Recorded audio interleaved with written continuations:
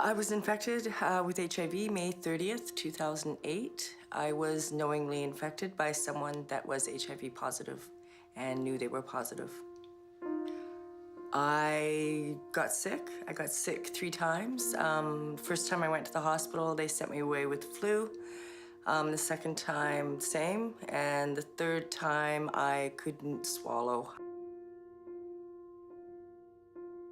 They sent me to an ears, nose, throat specialist from emergency, and he did an endoscopy and found 6 esophageal ulcers, which indicated to him to test for HIV.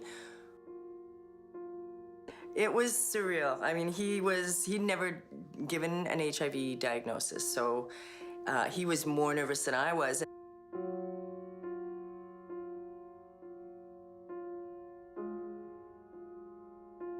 So he came and he sat down and he kept doing this thing with his hands where he was like, and he'd put them down and then he'd look at the papers again and he said, well, there's good news and bad news.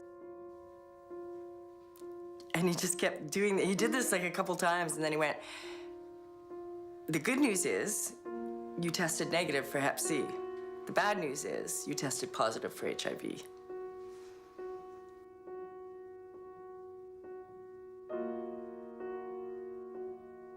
You don't know what you're doing or what you're saying or what the impact of that was.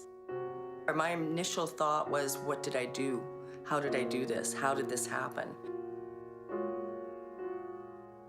When you're given a diagnosis, you would think, oh, I should know about this. I should know how I get this. And I didn't.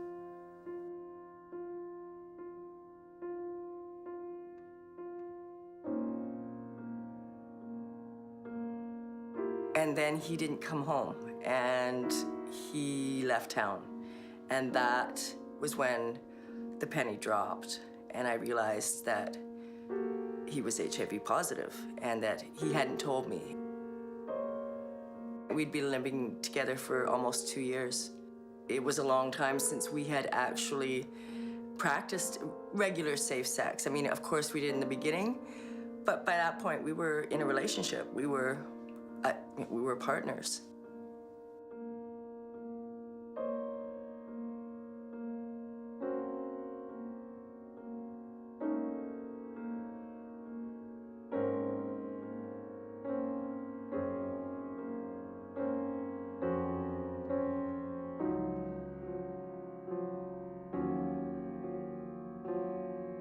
He acknowledges what he did, absolutely, 100%.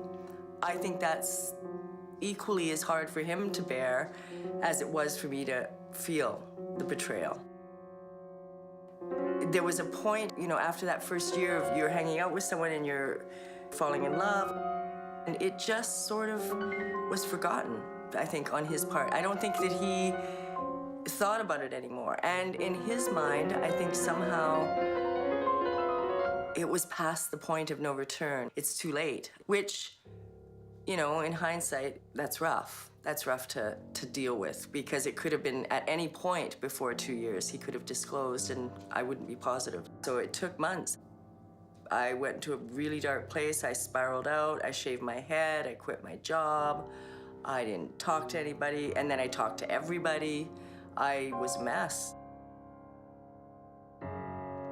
The betrayal was far worse than the diagnosis. Once I realized that he had knowingly infected me, that was 10 times more devastating than just the diagnosis. HIV was to the blood, but the betrayal was to the bone.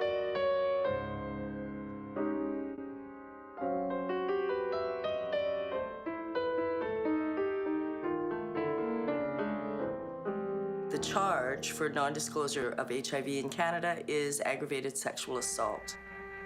If you don't disclose your status before you have sex, regardless of whether transmission occurs, you are able to be charged with aggravated sexual assault. This is not people that have been raped. These are men and women, men and men, women and women that have consensual sex. We're talking about non-disclosure of a STI, the only STI that is criminalized. I could have charged him. And he would have gone to jail, and it would have destroyed his life. It would have probably destroyed mine. And to what end? You know, was I not consensual? Was I not responsible for my own body? I think there's a lot of people out there that are doing it out of revenge that don't see the permanent damage that criminalization does to the stigmatization of the disease. The stigma is what keeps people from getting tested. And it also demonizes the disease in a way that no other blood-borne pathogen disease is demonized.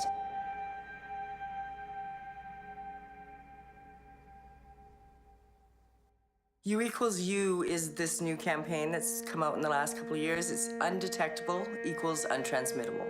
So the science supports that if you are undetectable on medication over 6 months, you have no viral load, or your viral load is less than 40 copies, you are unable to transmit the virus. The problem is U equals U is only about the science. The law says you still have to disclose. But if you're not transmittable, then you can't infect. So why would you then be persecuted further to say, okay, you have to disclose because you carry this virus, regardless of whether you can transmit it? There's absolutely no evidence that criminalization of non-disclosure of HIV supports public health or protects the public. All it's doing is fueling the stigma and the fear and the shame. Becoming HIV positive has changed my life, and particularly in terms of relationships. There's always the fear of rejection, and I've been rejected a few times. I don't want to tell somebody I'm positive for them to then 3 days later decide all of a sudden, yeah, I don't want to get involved. Trying to educate people that you're potentially interested in as a lover, it's not great. It's just not great. I haven't been involved in another relationship since. That's 8 years of my life that I have chosen to use abstinence rather than dealing with the he said, she said possibilities and or a legal agreement to get into bed. I mean, it takes the fun out of it a lot. My responsibility to protect myself was to ask questions, to dig deeper, and ultimately probably just to be more sexually aware, sexually healthy, going to the doctor, getting tested. I had never tested. I was over 40, I had 2 kids, they were grown up. My biggest thought was, oh, I'm not gonna get pregnant. STIs weren't in my immediate worry zone. I just didn't think about it. And I don't know why I didn't. I really don't. Now that I know what I know, I don't know how anyone couldn't. You know, we should all be getting tested. Without stigma, without shame, we get tested as active sexual beings. It's a responsibility we should have to ourselves.